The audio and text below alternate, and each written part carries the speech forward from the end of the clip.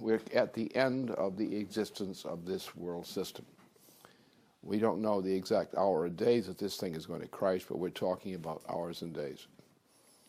The United States case, the President of the United States, who was clinically insane and is a menace to public order and other things, will either be dumped or something horrible will happen in the United States. The British are, along with their friends of the Bush League type, are ready to move with a coup d'etat to establish a dictatorship in the United States, which would mean mass murders. It would be a purge of the type the British ran under Hitler.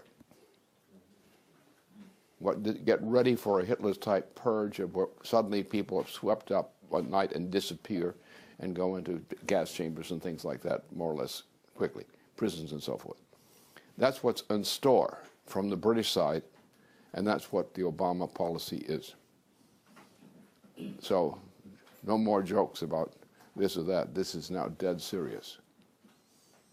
And you have to be aware of this, not panic by it, but aware of it, and have to deal with that. That's what you have to do. Don't get practical. Let's be practical. This will work out nicely somehow or other. We have to be practical and work it out. Forget that.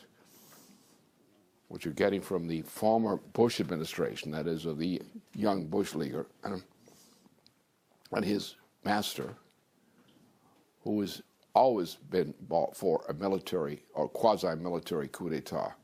He's tried to be the equivalent that set up Hitler in motion. And what the British have in mind for the United States is a Hitler-style coup in the United States, in which people are already being denoted for removal from life. That's already here in the United States. And therefore, it's a rush to get things in motion which will prevent that from happening. And it's not when will that happen, it's when are you going to start doing something to prevent it from happening. And that's what you have to consider. You will see certain movements on the international scene which reflect an awareness of preparations for a Hitler-style coup of 1933 in the United States. That's what's on this plate.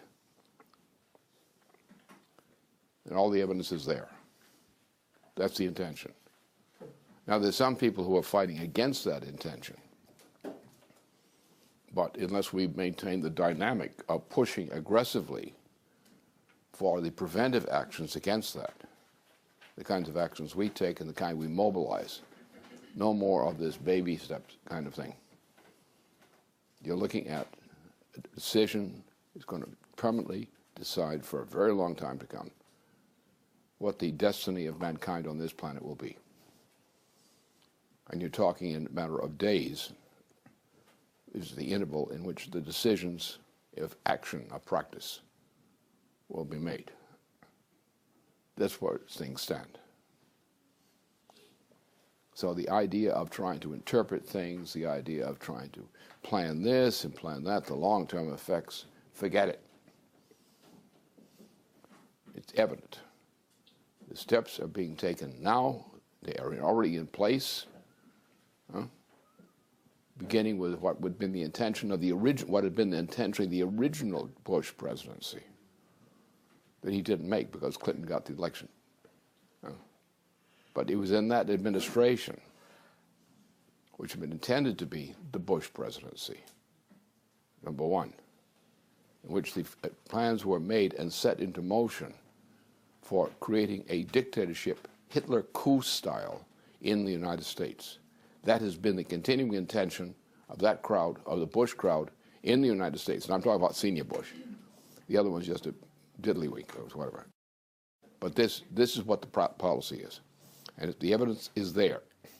And there's a little innocent-looking university or college up there in Vermont, which is the center of organization of this planned coup against the United States, a Hitler-style coup. And that's in motion now. And the degree that we act and activate to stimulate precautions against that will decide probably the fate of you and the fate of a lot of other people in the short term. So all the types of thing of trying to interpret things otherwise or the idea of being practical, is the idea of the practice of becoming dead. Just look at what happened on one day in Germany when the first step of the coup was put into motion. When people said Hitler's a joke, we'll get rid of him soon. And exactly the opposite happened. You had a similar situation in the United States right now. And the preparations are being made. And they've come to the attention of some people associated with the Congress and with the government otherwise. And there are attempts to prevent this from happening, but they were too weak. So the point is to say loudly that there is an intention which has been detected to organize a Hitler-type coup in the United States now as a precautionary measure to offset the fact of the breakdown crisis of the transatlantic economic system. And this is as serious as the Hitler threat was in 1933. And it was one decision by Hindenburg which allowed this to happen. So all these other interpretations, forget them. They're not only fraudulent, they're suicidal. And could be literally suicidal. This guy's got to be out of office now. That means he's got to be impeached in some form or other.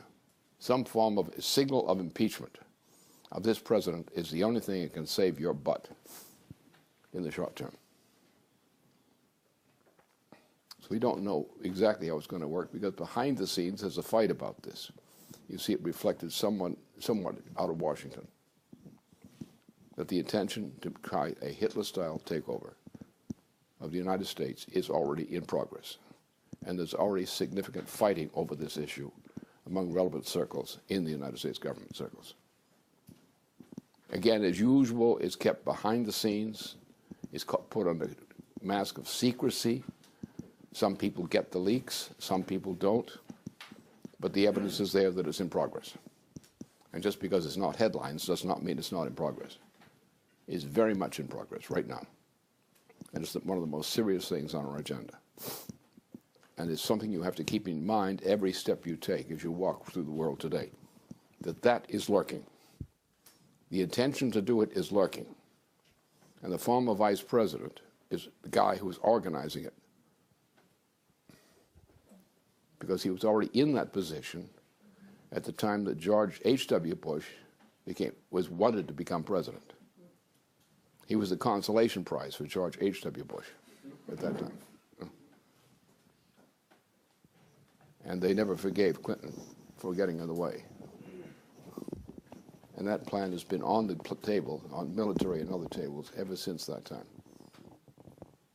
That was what was being planned in the term of the expiration of the term of office of Ronald Reagan. It's now in motion. It's in motion. And the Russians are well aware of it, the Chinese are well aware of it, and others are well aware of it. And some of them understand, especially some Russians, understand what the implication of this is. In China, it's understood, but it has a different interpretation. You saw the bouncing of Kudrin. And the bouncing of Kudrin has something to do with this. So it's a very serious situation and has to be taken very seriously and has to be the prominent consideration strategically of everything we do. We're on a time scale, not only immediate breakdown crisis of the entire world economy, especially the transatlantic region, but also the attempt and plans already in motion, preparations already being installed for early implementation for establishing a Hitler-style coup inside the United States, top-down. That's there. And that should be your foremost point of reference in thinking about things now. And the importance of getting things done in time. You don't have time to waste.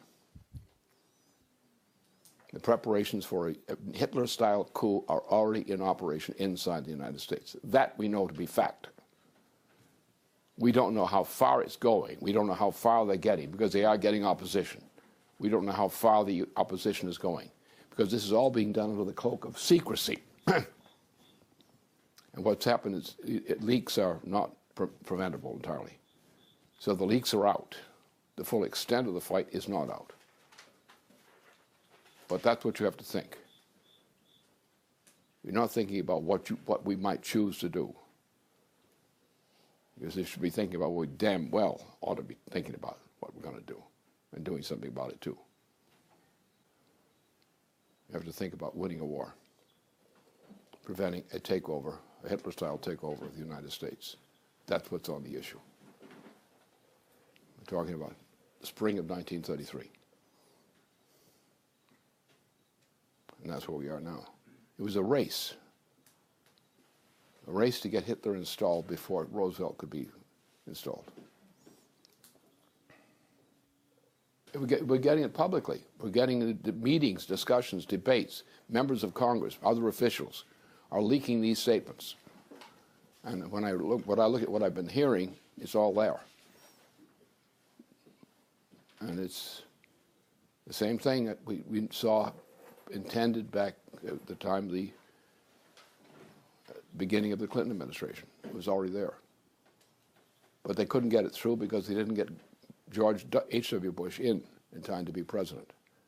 But everything else was done. And Clinton, for 2 terms, blocked it. And the way they tried to get to this thing then